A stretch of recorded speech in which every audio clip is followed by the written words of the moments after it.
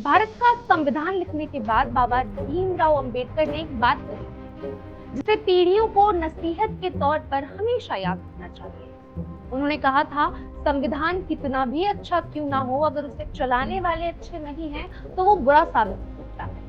आज सवाल किसी एक बयान का नहीं, किसी एक कानून का नहीं, किसी एक विचार का नहीं, सवाल केवल संविधान की किताब का भी नहीं। आज सवाल उस संविधान की आत्मा का है जो एक साझी विरासत में बसी है। आज सवाल उस आजादी का है जो हमें बोलने का अधिकार देती है, और उस जिम्मेदारी का भी सवाल है जो हमें ये तय करने को कहती है कि किस विचारधारा का हमें विरोध करना है और किस अधिकार की हमें रक्षा करनी है। नमस्कार सभी को, मैं हूं मानसा मिश्रा और आप देख रहे हैं मीडिया 24/7। क्या भारतीय राजनीति में वैचारिक लड़ाई अब एक नए मोड़ पर पहुंच रही है? कांग्रेस के सबसे बड़े चेहरे राहुल गांधी ने ऐसा बयान दिया है जिसने राजनीतिक गलियारों में नई बहस की। उन्होंने कहा, अगर कभी आरएसएस के अभिव्यक्ति खत्म करने की बात होगी तो मैं उसकी भी रक्षा करूंगी। तो क्या ये कांग्रेस की नई राजनीतिक रणनीति है या लोकतंत्र और संविधान पर आधारित कोई बड़ा सोच? तो कांग्रेस राहुल गांधी के जरिए दिल्ली के कॉन्स्टिट्यूशन क्लब में आयोजित कांग्रेस के कार्यक्रम में राहुल गांधी ने कहा कि वे आरएसएस की विचारधारा से असहमत हैं, लेकिन अगर किसी संगठन की अभिव्यक्ति की स्वतंत्रता छीनी जाती है तो वे उसके अधिकार की भी रक्षा करें। राहुल गांधी ने साफ किया कि विचारधारा का संघर्ष अपनी जगह है, लेकिन लोकतंत्र में हर नागरिक और हर संगठन को अपनी बात रखने का अधिकार है। और मैं आपको बात को और भी आगे ले जाता हूं। जिस दिन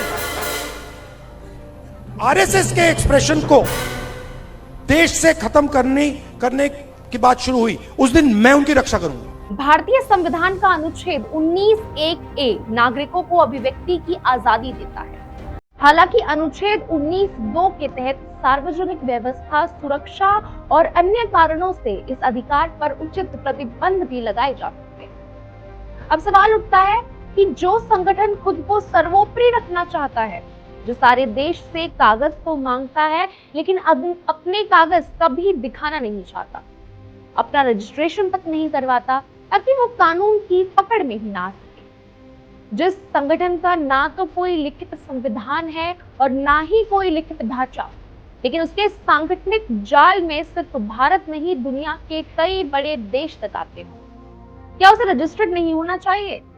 जिसके कई हजार आनुषंगिक यानी एडमिनिस्ट्रेटिव ऑर्गेनाइजेशंस हों, जिनके कई संगठन हथियारों की ट्रेनिंग तक लेते हैं, उसके लिए राहुल गांधी जैसे नेता का ऐसा अति उदारवादी बयान कितना जायज?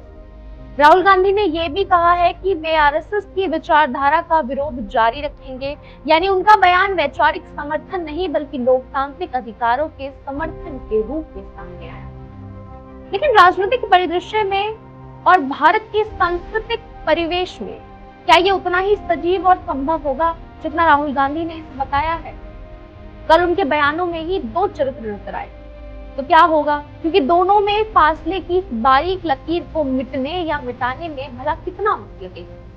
ठीक उसी तरह से जैसे गांधी की हत्या के बाद नाथूराम गोडसे पहले तो एक खास संगठन ने अपना मानने से ही इनकार कर दिया, फिर चंद बरस बाद ही नाथूराम गोडसे संगठन का आदर्श और मार्गदर्शन का नाम बन गया।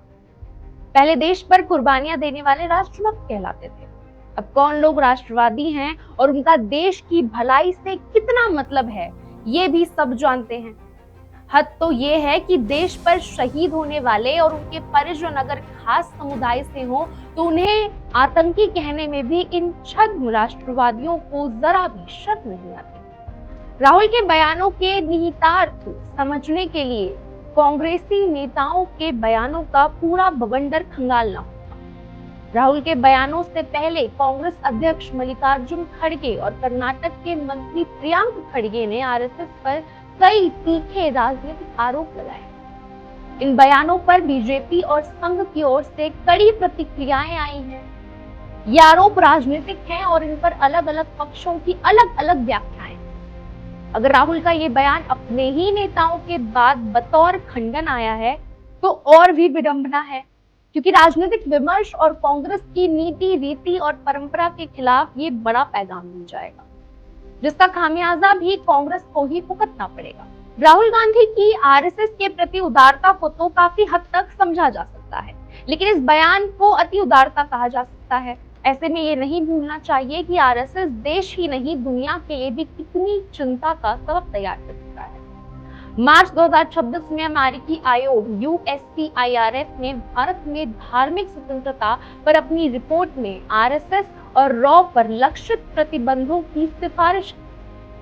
हालांकि ये केवल एक सलाहकार आयोग है और इसकी सिफारिशें अमेरिकी सरकार पर बाध्यकारी नहीं है।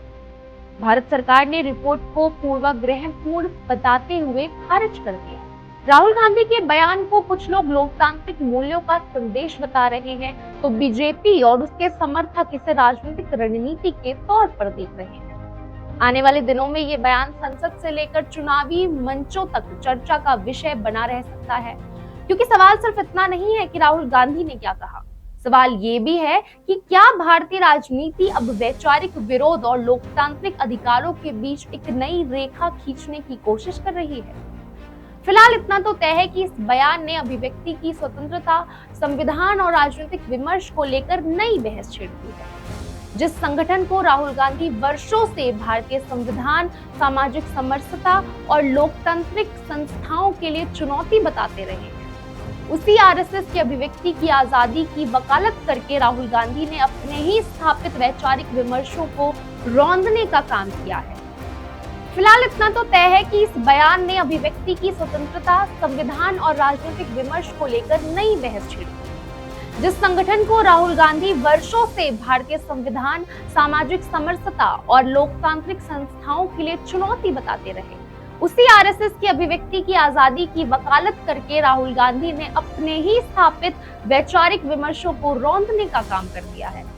साथ ही उदार और सेक्युलर हिंदुस्तान को ये संदेश भी देने की कोशिश की है, जिस भारत का जिक्र संविधान सभा ने किया था, जिसका नाम संविधान में दर्ज है, उसके बनाने और संवारने वालों का मिजाज और चरित्र काफी बदल चुका है। संविधान की सबसे बड़ी ताकत सत्ता नहीं, नागरिक की स्वतंत्रता होती है, और सबसे बड़ी जिम्मेदारी स्वतंत्रता नहीं, उसकी संवैधानिक मर्यादा होती है।